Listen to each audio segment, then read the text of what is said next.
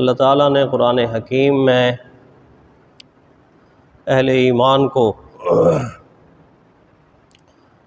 وہ کام جن کو ہم گناہ کا کام کہتے ہیں، ان گناہ کے کاموں سے آگاہ فرمایا اور ان گناہوں کی طرف انسان کیوں جاتا ہے اس کے سبب بھی بتائے، اور ان گناہوں سے بچنے کا طریقہ کیا ہے، کس گناہ سے کس طرح بچا جا سکتا ہے۔ دین نے وہ طریقے بھی بتائے کہ اگر یہ احتیاطی تدابیر اختیار کی جائیں گی تو انسان اللہ تعالیٰ کی توفیق سے گناہوں سے بچ جائے گا۔ جس طرح دنیا میں کئی چیزیں ایسی ہیں جن کو میں اور آپ جانتے ہیں کہ وہ میرے اور آپ کے لیے نقصان دہ ہیں، اور جب یہ سمجھ مجھے اور آپ کو ہے کہ ان چیزوں کا ہمیں نقصان ہوگا تو ہم ان چیزوں سے بچنے کے طریقے تلاش کرتے ہیں، اور جو طریقہ ہمیں معلوم ہو کہ اگر یہ طریقہ اختیار کریں گے تو اس چیز سے بچ جائیں گے تو وہ طریقہ ہم استعمال کرتے ہیں،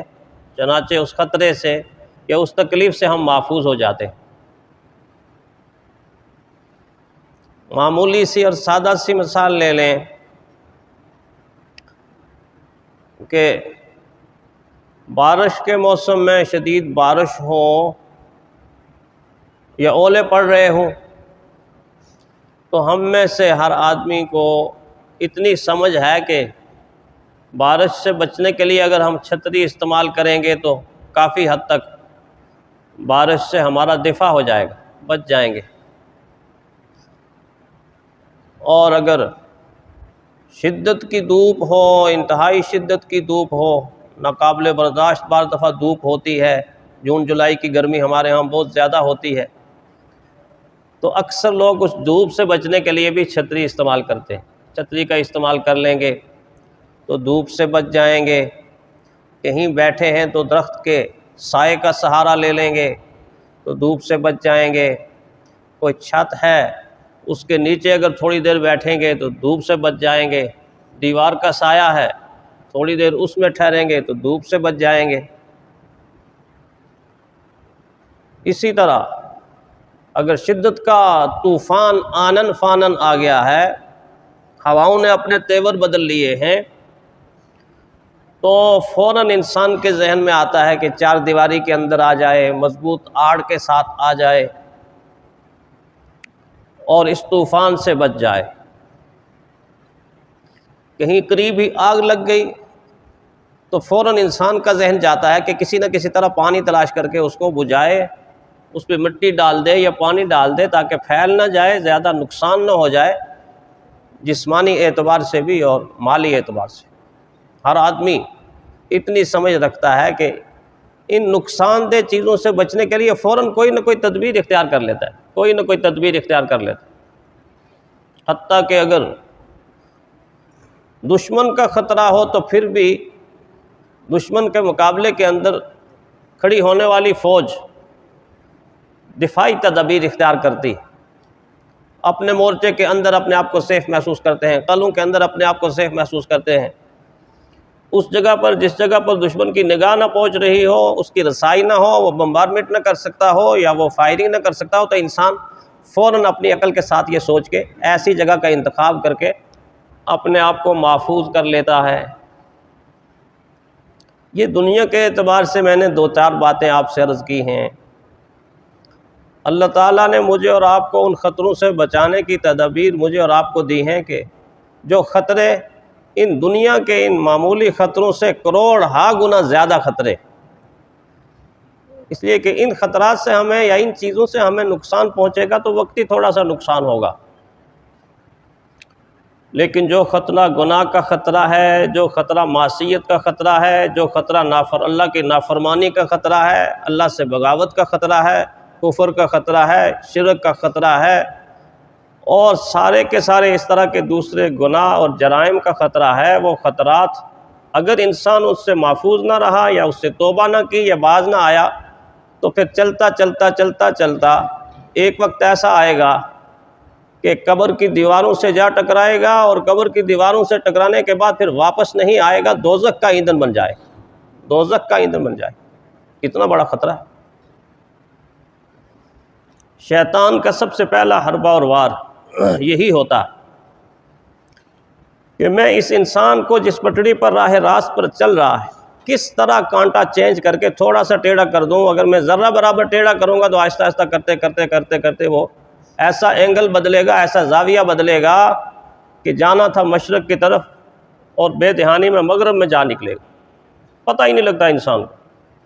احساس تک نہیں ہوتا کہ شیطان ایک ذرہ برابر انسان کا رخ تبدیل کرتا ہے۔ بس رخ تبدیل کرنے کی دیر ہوتی ہے کہ انسان پھر اس پٹڑی پر رواں دواں ہو جاتا ہے۔ قرآن حکیم نے بتایا ایک حربہ استعمال کا زُيِّنَ لِلنَّاسِ حُبُّ الشَّهَوَاتِ مِنَ النِّسَاءِ وَالْبَنِينَ وَالْقَنَاطِيرِ الْمُقَنطَرَةِ مِنَ الذَّهَبِ وَالْفِضَّةِ وَالْخَيْلِ الْمُسَوَّمَةِ وَالْأَنْعَامِ وَالْحَرْثِ، یہ ساری کی ساری وہ چیزیں ہیں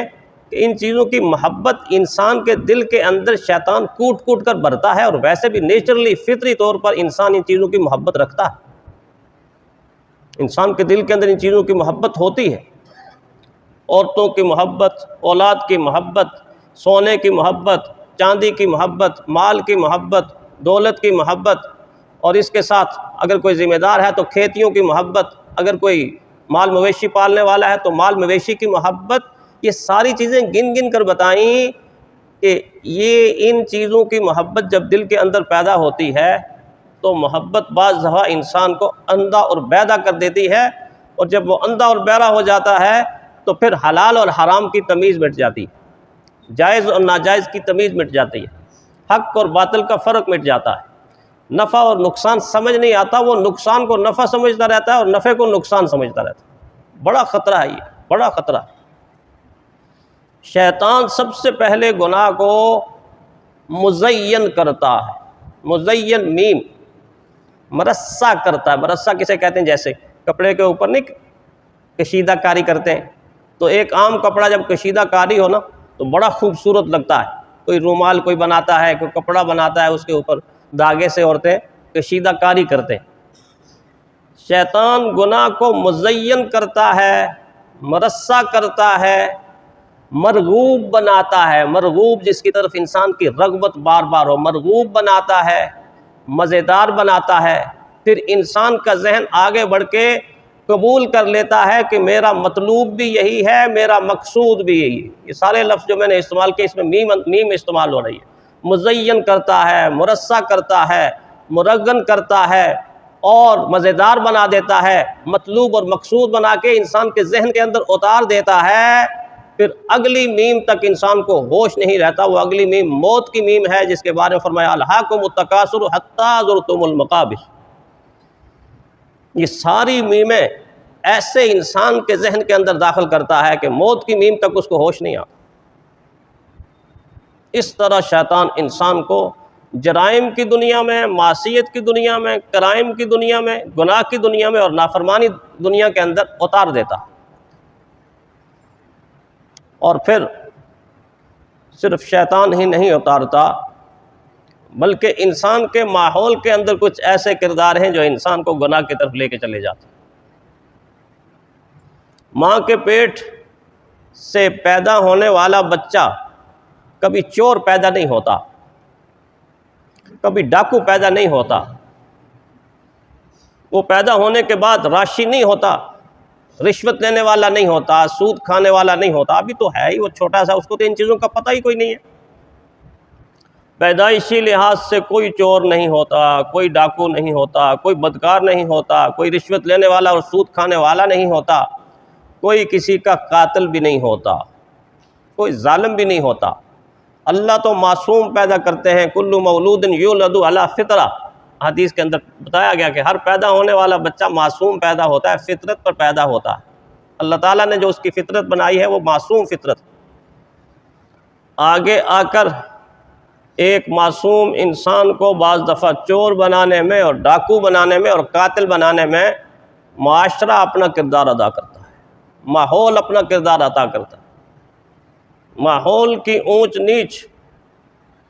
اور ماحول کی ناانصافیوں کی وجہ سے ایک عام انسان آنے والے دنوں کے اندر ڈاکو کہلاتا ہے، قاتل کہلاتا ہے، چور کہلاتا ہے، ظالم کہلاتا ہے۔ ایسا ہوتا ہے۔ آج آپ سن نہیں رہے، ہمارے ملک کے اندر بار بار یہ بات آ رہی ہے کہ ہماری پوری کی پوری ریاست سے کچے کے ڈاکو قابو نہیں آ رہے۔ سندھ میں کچا ایک علاقہ ہے، آپ پڑھے لکھے لوگ تو آپ سارے جانتے ہیں۔ کچے کے علاقے کے ڈاکو ہماری پوری پاکستان کی ریاست سے یہ آج نہیں، سال ہا سال کا عرصہ گزر چکا ہے۔ آج خبریں آ رہی ہیں نا، اس سے پہلے بھی خبریں آتی نہیں، تھوڑے عرصہ آتی ہیں پھر خاموشی چھا جاتی ہے۔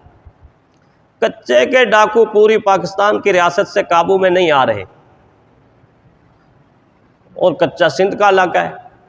وہ ڈاکہ مارتے ہیں یا قتل کرتے ہیں یا جرائم کر کے صحرا کے اندر ان علاقوں کے اندر جا کے چھپ جاتے ہیں جہاں انہیں ڈیرے بنائے ہوئے۔ میں سوچ رہا تھا کہ ہماری پوری تاریخ میں آنے والے زمانے کے اندر آپ لوگوں میں جو پڑھے لکھے لوگ ہیں وہ اگر ہسٹری لکھیں گے، تاریخ لکھیں گے، تو اس کو یوں لکھیں گے کہ ساری زندگی ہم سے کچے کے ڈاکو بھی قابو میں نہیں آئے اور پکے کے ڈاکو بھی قابو میں نہیں آئے۔